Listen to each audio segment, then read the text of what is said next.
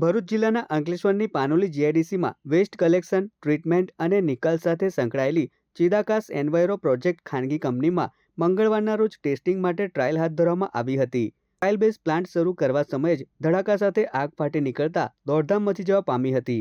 બ્લાસ્ટના કારણે કંપનીના પ્લાન્ટના પતરા પણ હવામાં ઉડ્યા હતા. આગના કારણે સફેદ કાળા ધુમાડાના ગોટે ગોટા દૂર દૂર સુધી આકાશમાં જોવા મળતા આસપાસના વિસ્તારોમાં ભયનો માહોલ ફેલાયો હતો. ઘટનામાં એક મહિલા કામદારને પગમાં ઈજા પહોંચતા તેને સારવાર અર્થે નજીકની હોસ્પિટલમાં ખસેડવામાં આવી હતી. ઘટના સમયે રહેલા 30થી 40 કામદારો દોડીને કંપની બહાર આવી જતા સુરક્ષિત બચાવ થયો હતો.